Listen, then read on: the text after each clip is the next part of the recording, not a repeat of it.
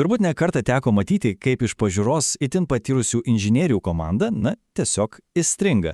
Bandydami sukurti kažką superprofesionaliai, jie patenka į spastus. Tai ir yra analizės paralyžius, kuris, kas įdomiausia, dažnai slepiasi po solidumo ir patirties kauke. Tad šiandien pasigilinkime, kaip jį atpažinti ir kokie 3 vaistai gali padėti ištrūkti. Būtent čia ir slypi visa problema. Viskas prasideda nuo atrodytų visiškai paprastos užduoties, kuris taiga išsipučia iki neįtikėtino dydžio. Kodėl?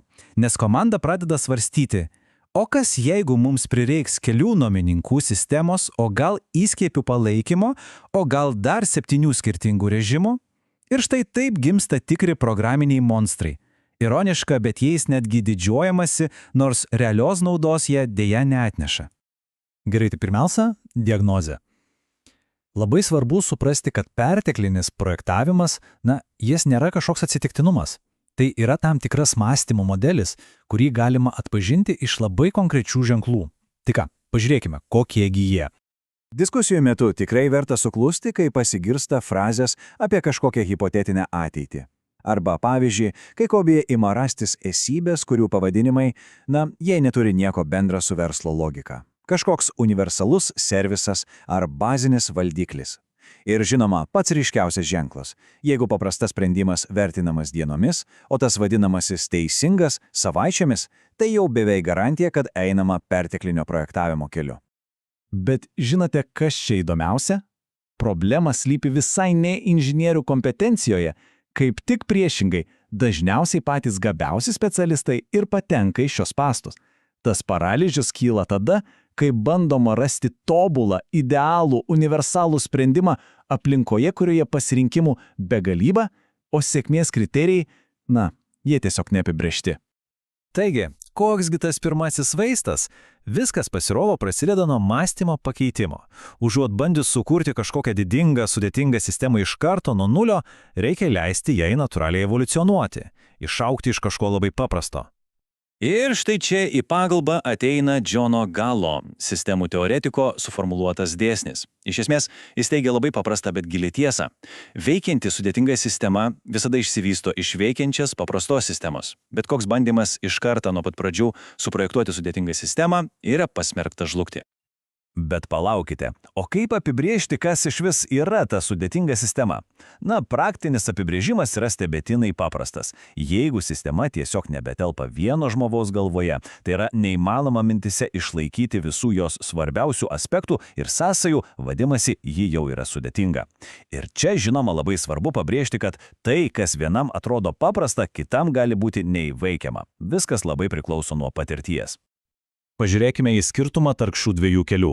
Jis yra tiesiog milžiniškas. Sistema, kuri evoliucionavo iš paprasto, bet veikiančio pagrindo, yra lanksti. Ji gali prisitaikyti prie realių poreikių. O tuo tarpu sistema, kuri kurta nuo nulio su visomis įmanomomis ateities galimybėmis, ji dažniausiai būna trapi, nelanksti ir, būkime atviri, tiesiog neatitinka tikrovės.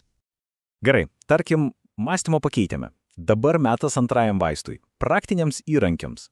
Tai yra būtinumo testai, kurie padeda atsakyti į esminį klausimą, ar šitą funkcionalumo ir sudėtingumo reikia būtent dabar, o ne kažkada tolimoje ateityje.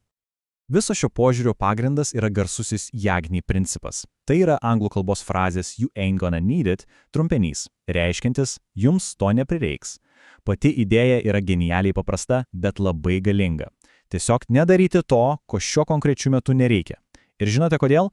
Nes yra didžiulė tikimybė, kad ateityje to išvis niekam neprireiks. Bet kad JAGNI nebūtų tik tuščia frazė, galima pritaikyti 3 labai paprastus testus. Pirmas. Ar yra konkretus vartotojas ar scenarijus, kuriam šio sprendimo reikia būtent dabar? Antras. Ar galima kažkaip išmatuoti teigiamą poveikį, pinigais, greičiu, ko nors? Ir trečias. Ar tai planuojama įgyvendinti artimiausiu metu, o ne kažkada vėliau? Jeigu bent į vieną iš šių klausimų atsakymas yra ne, didelė tikimybė, kad šio sudėtingumo kol kas tiesiog nereikia. O štai dar keli klausimai, kuriuos tikrai verta užduoti savo prieš pradedant kurti kažką sudėtingo. Ypač svarbus yra klausimas apie teisingumo jausmą. Ar sprendimas kūriamas todėl, kad jis pagerins kažkokius konkrečius rodiklius, ar tik todėl, kad jis atrodo, elegantiškesnesnis, teisingesnesnis? Ir jeigu sprendimo būtinybei paaiškinti reikia ilgo ir painaus monologo, tai jau yra dar vienas labai rimtas pavojaus ženklas. Ir štai priejome prie trečiojo ir galbūt net paties svarbiausio vaisto. Jis susijęs su apribojimu gale. Pasirodo, kad teisingas sprendimas dažnai tampa akivaizdus ne tada, kai ieškoma to vienintelio geriausio varianto, o tada, kai labai aiškiai apibrėžiamos problemos ribos. Štai klasikinė dilema, kuri puikiai iliustruoja tą begalinio pasirinkimo paralyžių. React, Vue, o gal Angular? Kiekvienas variantas turi savo pliusų ir ginčiai dėl to gali tęstis tiesioginio to žodžio prasme amžinai. O kodėl? Todėl, kad trūksta aiškaus konteksto ir apibrėžtų ribų. Ši analogija su dizaineriu viską pasako. Jei paprašysite dizainerio nupiešti bet ką, jis bus paralyžiuotas. Bet jei paprašysite nupiešti 2-aukštį namą su žaliomis stogo čerpėmis, jis iškart imsis darbo. Tai reiškia, kad apribojimai nesuvaržo kūrybiškumą, o kaip tik jį įgalina. Kai užduotis konkreti, kelias pirmin tampa daug aiškesnis. Gerai, bet kaip tas ribas apibriežti praktiškai? Na, prieš pradedant ginčytis dėl technologijų, verta atsakyti savo į šiuos 4 klausimus. Pirma, kas palaikys šį kodą ateityje? Antra, kokie yra terminai ir resursai, kas dirba komandoje? Trečia, ar yra kokių nors neginčiamų geležinių reikalavimų? Ir ketvirta, kaip mes išvis žinosime, ar sprendimas buvo sėkmingas? Kai atsakymai į šiuos klausimus yra aiškos, patikėkite, diskusijos tonas pasikeičia kardinaliai. Žinoma, kaip ir su bet kokiais principais, labai svarbu suprasti, kad tai nėra kažkokios nelaužomos dogmos. Tikroji išmintis slypi ne tik aklame taisyklių laikymuose, bet ir žinojime, kada jas galima ir netgi reikia sulaužyti. Tad pažiūrėkime į tas išimtis. Iš esmės yra 3 pagrindiniai scenarijai, kaip planuoti į priekį ir pridėti sudėtingumo iš anksto yra teisingas sprendimas. Pirma, kai kūriamos platformos ar bibliotekos skirtos plačiam naudojimui. Antra, kai saugumo ar teisiniai reikalavimai tiesiog verčia įdiegti tam tikras privalomas funkcijas.